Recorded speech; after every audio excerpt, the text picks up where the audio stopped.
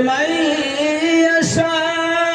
يشاء ويعذب من يشاء আল্লাহ রাব্বুল আলামিন বলেন দুনিয়ার মানুষ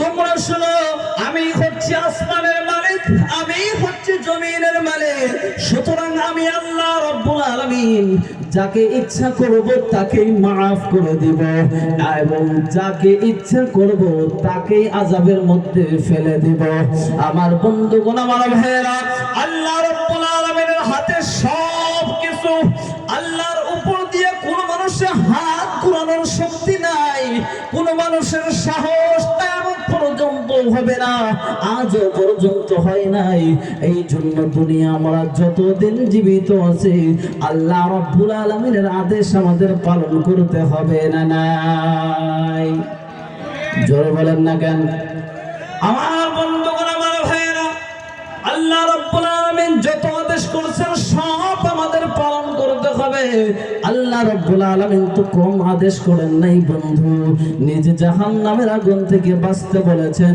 এবং আমার আপনার আহলে আয়াল পরিবারকে জাহান্নামের আগুন থেকে বাঁচানোর জন্য আল্লাহ রাব্বুল আলামিন আদেশ করে দিয়েছেন এরপরে আদেশ করেছেন তোমার নামাজ কায়েম করো রোজা রাখো আমার বন্ধুগণ আমার ভাইরা আল্লাহ রাব্বুল আলামিন যতগুলো আদেশ করেছেন সব আদেশের মধ্যে আছে নামাজ কায়েম করা সব আদেশের মধ্যে আছে যাকাত আদায় করা সব আদেশের মধ্যে আছে মা বাবার ইতাআত করা খিদমত করা মা বাবার কথা অনুযায়ী চলা দুনিয়ার মানুষরে দুনিয়ার পরিস্থিতি একটু বুঝতে হবে বর্তমান জামানার কথা একটু বুঝতে হবে প্রত্যেকজন মানুষ গুনাহের কাজে গেতে কোনো দ্বিধাবোধ করে না আল্লাহর ভয় অন্তরে নাই আমরা যে মরতে হবে কোন মানুষের জানেই না এমন মানুষ দুনিয়াতে আছে যেই মানুষগুলো সারা দিন যায় একটা বারো মরণের কথা চিন্তা করে না আছে না নাই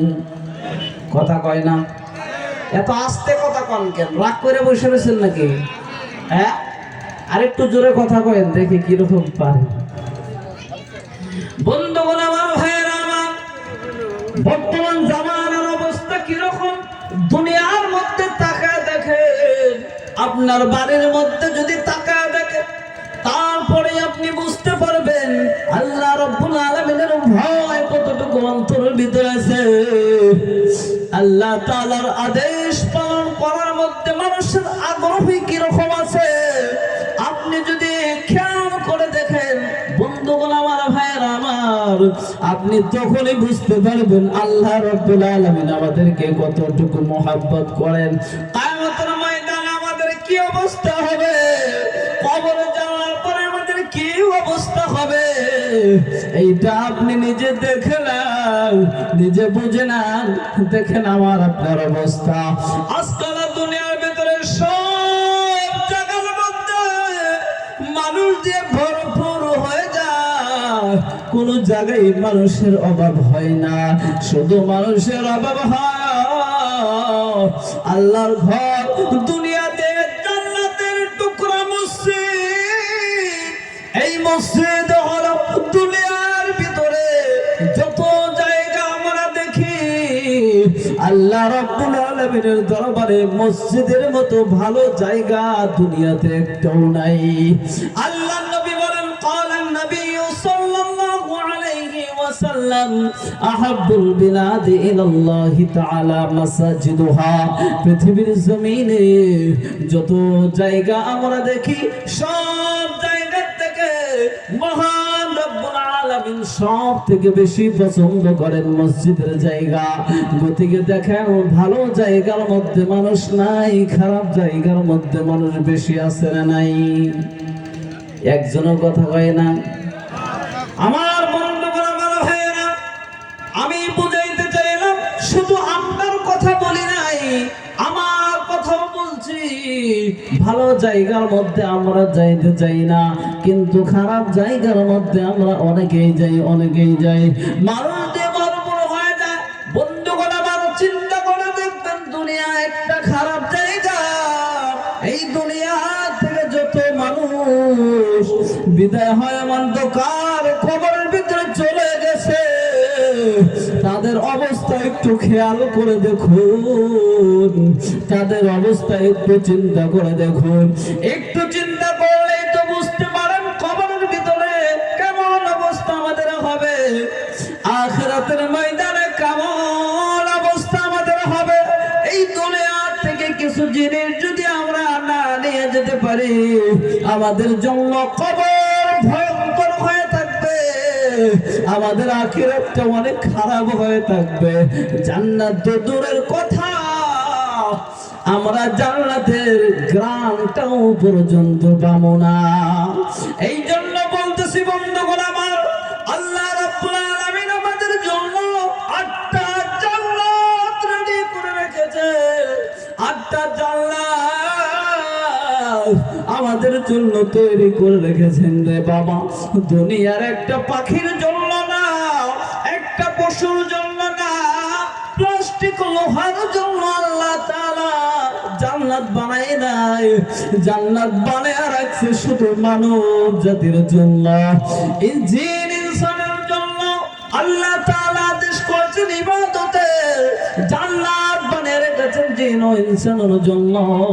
আমাদের জন্য যে আল্লাহ রাব্বুল আলামিন জান্নাত তৈরি করে রাখলো, এইরকম ভাবে কিয়ামতের ময়দানে কোন মানুষ যদি জান্নাতি হয়, জান্নাতে যাওয়ার জন্য কোন মানুষ যখন প্রস্তুতি নেয়, জান্নাতের 8টা দরওয়াজা থেকে প্রত্যেক মানুষকে ডাকতে থাকে, আও জান্নাতুল ফিরদাউস ডাকতে থাকবে, আও আমার কাছে আসো। এরপরে জান্নাতুল খুলদ ডাকতে থাকবে, আমার কাছে আসো। জান্নাতুন নাঈম ডাকতে থাকবে, আসো আমার কাছে আসো। এরপরে জান্নাতুল আদন ডাকতে থাকবে, আসো তোমরা আমার কাছে আসো। এরপরে জান্নাতুল মাওয়া ডাকতে থাকবে, তোমরা কোথাও যাও না, আমার কাছে তোমরা আসো। এরপরে আরো যে জান্নাত আছে, দারুল করার, দারুল মাকাম, দারুস সালাম, 8টা জান্নাতের প্রত্যেকটা দরজা থেকে একজন মানুষকে সব দরজা থেকে ডাকতে থাকবে। যদি ব্যক্তিটা নেককার হয়ে থাকে, কিয়ামতের ময়দানে যদি আল্লাহ রাব্বুল আলামিন ওর আমলনামা দেখে যদি একবার আল্লাহ তাআলা যদি একবার মুস্কি মুস্কি হাসি দেয়, ওই ব্যক্তিকে আল্লাহ তাআলা জান্নাতের মেহমান বানায় দেয়। সুবহানাল্লাহ। আমার বন্ধুগণ, আমার ভাইয়েরা, এই জন্য বলতে চাই, দুনিয়ার জমিনে মা বোনদের অবস্থাটা একটু বোঝার চেষ্টা করেন। কোনো পর্দা নাই, কোনো ডর নাই, ভয় নাই, শরম নাই, লজ্জা নাই। যেই রকম অবস্থা বর্তমান জামানায় হয়ে গেছে, আল্লাহর আদেশ যদি আপনি তাকায় দেখেন, মহান রব্বুল আলামিন মা বোনদের জন্য সুন্দর বয়ান করে দিয়েছেন। আল্লাহ রব্বুল আলামিন বলেন, ওয়াকরনা ফি বুয়ুতিকুন্না ওয়ালা তাবাররাজনা তাবাররুজাল জাহিলিয়াতিল উলা। আল্লাহ রব্বুল আলামিন জানা দাও, দুনিয়ার নারী ও দুনিয়ার মহিলারা রে, তোমরা তোমাদের ঘরের ভিতরে আবদ্ধ হয়ে থাকো, বাহিরে ঘোরাফেরা করিও না, তোমরা রাস্তায় ঘোরাফেরা করিও না। আল্লাহ রাব্বুল আলামিন আদেশ করেছেন, ওয়ালা তাবাররাজনা তাবাররুজাল জাহিলিয়াতিল উলা। যখন জাহিলিয়াতের জামানা ছিল, আমার আপনার নবী রাহমাতুল লিল আলামিন নবী দুনিয়ায় আসার আগে এমন একটা পরিস্থিতি হয়ে গেছিল দুনিয়ার জমিনে, জাহিলিয়াতের জামানা, কোন মানুষের অন্তরে দয়া মায়া কোনো কিছুই ছিল না। ওই দিনের মতো মহিলা মানুষগুলো, সব নারীগুলো উলঙ্গ অবস্থায় ঘুরতেও কোনো দ্বিধাবোধ করতো না। লজ্জাবোধ করতো না। ওই জাহেলিয়াতের জামানার মতো আজকালের মা বোনদেরকে ঘোরার জন্য আদেশ করেছেন আল্লাহ। এই জন্য শুধু পুরুষদেরকে আল্লাহ আদেশ করেন নাই, মা বোনদেরকেও আদেশ করেছেন। আমার বন্ধুগণ, আমার ভাইয়েরা, আল্লাহর নবী রাহমাতুল লিল আলামিন মুহাম্মদুর রাসূলুল্লাহ সাল্লাল্লাহু আলাইহি ওয়াসাল্লাম মা বোনদের জন্য বলেন, ও দুনিয়ার মহিলারা রে, ও দুনিয়ার নারীরা, তোমরা যদি 5 ওয়াক্ত নামাজ আদায় করতে পারো, তোমরা যদি রমজান মাসে রোজা রাখতে পারো, তোমরা যদি যাকাত আদায় করতে পারো, তোমরা যদি সত্য কথা বলতে পারো, তোমরা যদি স্বামীর অনুগত্য করতে পারো, স্বামীর আদেশ যদি কোনো মহিলা পালন করতে পারে, আল্লাহ নবী জানায় দেয় রে বাবা, ও দুনিয়ার মা বোনেরা, তোমরা যদি এই কয়টা জিনিস পালন করতে পারো, কিয়ামতের ময়দানে আল্লাহ রাব্বুল আলামিন তোমাদেরকে পারমিশন দিয়ে দেয়, তোমাদেরকে অনুমতি দিয়ে দিবে 8টা জান্নাতের যে কোনো একটা দরওয়াজা দিয়ে ঢোকার জন্য পারমিশন দিয়ে দিবেন আল্লাহ। সুবহানাল্লাহ। বাদ গিয়ে কইেন না কি কোন, হ্যাঁ, জান্নাতের কথা শুই না ও মুখ দিয়ে সুবহানাল্লাহ আয় না। আমার বন্ধুগণ, আমার ভাইয়েরা, সুবহানাল্লাহ, আলহামদুলিল্লাহ, আল্লাহু আকবার এমন একটা শব্দ, মহব্বতের সহিত একবার সুবহানাল্লাহ বলতে পারলে আল্লাহ খুশি হয়ে যায়। তাও কয় না সুবহানাল্লাহ, আজীব ব্যাপার, তাও কয় না সুবহানাল্লাহ, কারণ কি?